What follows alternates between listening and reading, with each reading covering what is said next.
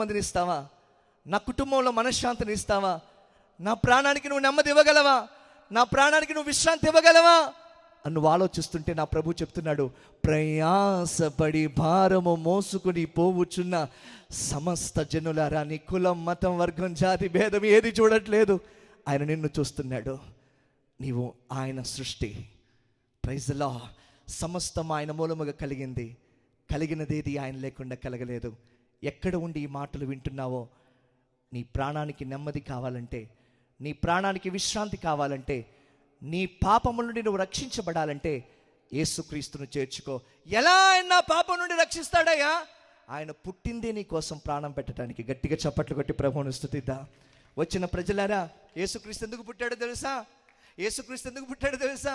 నీ కోసం ప్రాణం పెట్టి నిన్ను బ్రతికించడానికి, తన రక్తమిచ్చి నీతో నిబంధన చేయటానికి, తన శరీరం విరవబడటానికి ఇచ్చి నీలో జీవాన్ని ప్రసరింప చేయటానికి, తన ప్రాణాన్నే విమోచన క్రయధనముగా చెల్లించి, ప్రైజ్ ది లార్డ్, నిన్ను స్వతంత్రతలోనికి నడిపించడానికి. గట్టిగా స్తోత్రం చెప్పండి. ఇక్కడున్న ప్రతి మనిషికి, అయ్యా నాకు ఈ కోపం వద్దు, అయ్యా నాకు ఈ త్రాగుడొద్దు, అయ్యా నాకు ఈ అబద్ధం వద్దు, అయ్యా నాకు ఈ మోసం వద్దు అనుకుంటున్నాను, కానీ అదే చేస్తున్నా.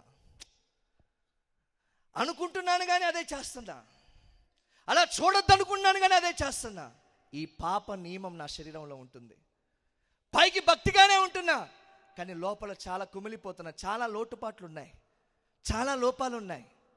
నేను చర్చికి వెళుతున్నా, కానీ ఏదో ఒక అసంతృప్తి నాలో ఉంటుంది.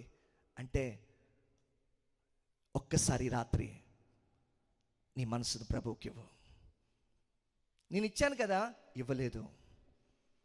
నువ్వు ఆయనకి మనసిస్తే క్రీస్తు నీ హృదయంలోనికి రావడానికి ఇష్టపడతాడు. ఆమేన్. ఆయన ఎక్కడ ఉండడానికి కోరుకున్నాడు తెలుసా? 10 కోట్లు కట్టిన మందిరాల్లో ఆయన ఉండడానికి కోరుకోవట్లా. స్తోత్ర.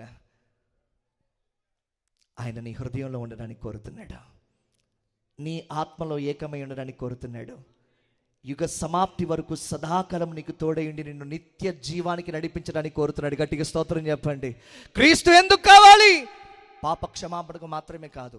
క్రీస్తు ఎందుకు కావాలి? రక్షణ పొందడానికి మాత్రమే కాదు. క్రీస్తు ఎందుకు కావాలి? నిత్యము తోడై ఉండడానికి.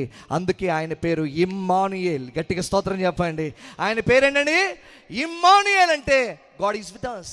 దేవుడు మనకు నిత్యము తోడు. ఎప్పటి వరకు తోడు ఉంటావయ్యా? కొంతకాలం వరకే బంధువులు ఉంటారు. ఎప్పటి వరకు తోడు ఉంటుంది ఈ డబ్బు? కొంతకాలం వరకే. ఎప్పటి వరకు తోడు ఉంటుంది ఈ లోకం? కొంతకాలం వరకే.